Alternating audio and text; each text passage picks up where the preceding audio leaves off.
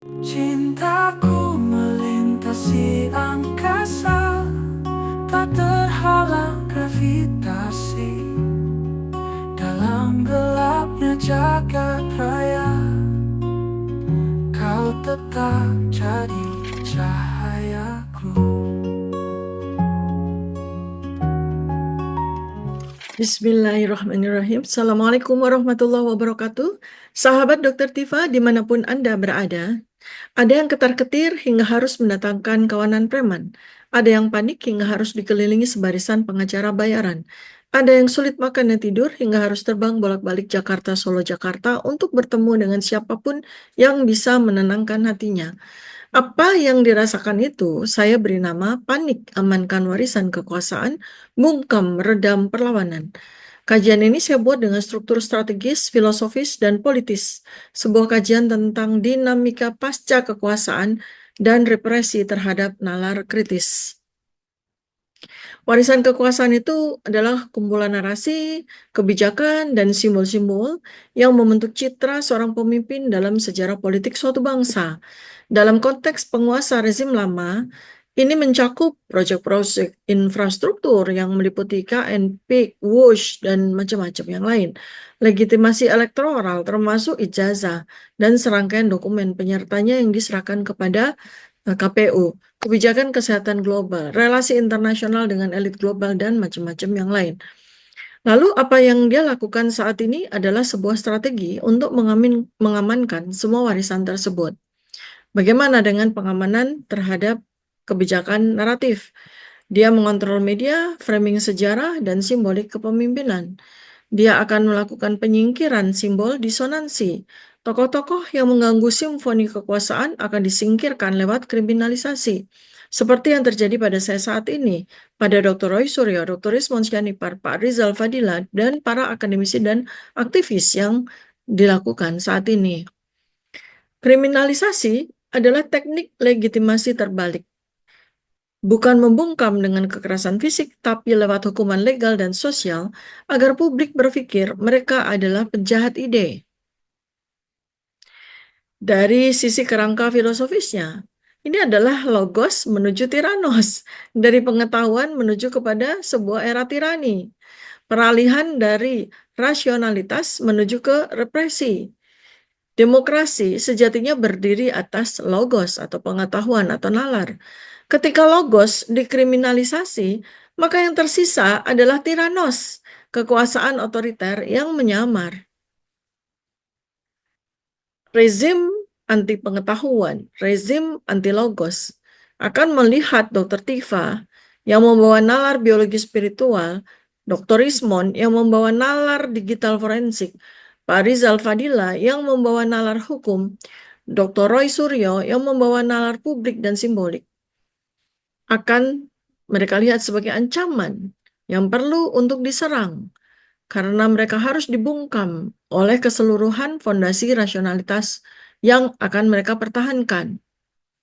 Jadi, pada dasarnya yang sedang coba dipertahankan oleh penguasa lama adalah kekuasaan walau tanpa kursi. Meski tidak lagi menjabat, dia tetap butuh pengaruh. Warisan adalah alat transaksi dan perlindungan pasca kekuasaan untuk menjaga agar dia tetap berkuasa dan terlindung. Tokoh-tokoh kritis adalah ancaman langsung terhadap harga warisan itu. Jadi, Indonesia saat ini sedang menuju titik kritis antara bangkit sebagai bangsa bernalar atau jatuh berdebam sebagai negara simbol tanpa isi. Analisis yang saya lakukan secara jauh lebih mendalam adalah bahwa apa yang terjadi, orkestrasi yang saat ini terjadi adalah bentuk kepanikan rezim lama untuk mempertahankan warisan kekuasaannya. Jadi narasi kriminalisasi itu adalah refleksi kepanikan sistemik. Siapa yang panik? Ya, yang tidak terjaga narasi-narasi warisan kekuasaannya. Jadi kriminalisasi terhadap tokoh-tokoh kritis seperti Dr. Tifa, Roy Suryo, Roismond Syanipar, Rizal Fadila, ini bukanlah soal hukum semata, melainkan gejala puncak dari sebuah sistem yang mengalami shock eksistensial. Ini adalah sebuah fase ketika kekuasaan bukan lagi dijalankan untuk kepentingan rakyat, melainkan untuk mengamankan warisan, mensterilkan kritik, dan mengendalikan narasi. Rezim lama dalam fase ini sudah tidak percaya lagi pada daya tarik legitimasi. Ia bertumbuh pada kontrol, sensor, dan represi naratif. Semua bentuk pertanyaan atas keabsahan kekuasaan dianggap ancaman terhadap stabilitas ilusi. Warisan kekuasaan pada dasarnya mereka ingin mengamankan warisan kekuasaan pos rezim lama, pos penguasa lama. Apa yang mau mereka pertahankan? Pertama adalah warisan struktural, proyek-proyek jangka panjang, IKN, tambang besar, konsensi sumber daya alam, ya, infrastruktur debt-based, kemudian warisan politik, penanaman loyalis di berbagai lini, dinasti, pada penguasaan atas MA, MK, KPU, kejaksaan, kepolisian, bahkan ormas dan kampus. Panik kemudian muncul ketika elemen-elemen ini ternyata tidak lagi bisa berdiri atas dasar legitimasi moral. Kekuatan publik yang tercerahkan bisa membongkar semua fondasi ini. Karena itu, pada masa transisi antara tahun 2024 sampai 2029, semua suara kritis harus dimatikan. Tujuannya bukan semata-mata mempertahankan kursi lama, tapi menjaga keberlangsungan jaringan kekuasaan yang sudah dibangun dalam satu dekade terakhir, selama 10 tahun terakhir. Bagaimana cara membungkam perlawanan? Yang dilakukan adalah strategi psikopolitik dan media. Mekanisme pembungkaman tidak dilakukan secara frontal militeristik, tetapi dengan strategi psikopolitik. Gunakanlah labelisasi hoax, dia adalah hoax, dia adalah provokator, dia itu radikal. Kemudian dilakukanlah pencemaran nama baik dan sebagainya. Kriminalisasi dilakukan secara selektif. Hanya tokoh-tokoh yang membongkar jantung kekuasaan yang disasar.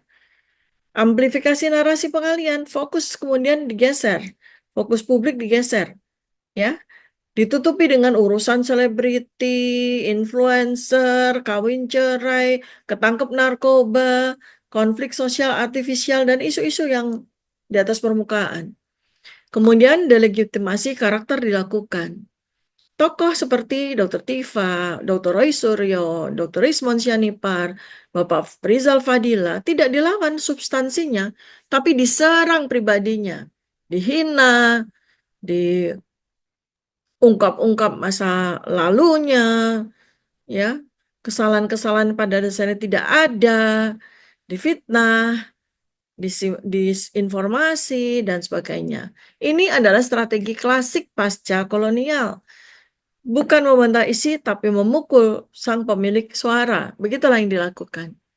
Apa sih yang sebenarnya ditakuti oleh rezim lama itu? Yang ditakuti itu bukan keributannya, bukan demo-demonya, bukan komentar-komentar viralnya. Yang ditakuti adalah rakyat mampu melihat kebenaran. Rakyat tersadarkan, rakyat tercerahkan. Yang ditakuti adalah konvergensi antara intelektual, tokoh agama, aktivis, dan rakyat miskin kota desa. Yang paling ditakutkan oleh rezim lama adalah saat nalar rakyat bangkit dan berkata, kami tak lagi percaya pada omongan Anda, kami tak lagi percaya pada bualan atau kebohongan Anda. Kami akan bangun kejujuran dari bawah. Dan pada dasarnya juga Indonesia saat ini sedang bergerak dari soft authoritarianism menuju post-demokratik authoritarianism.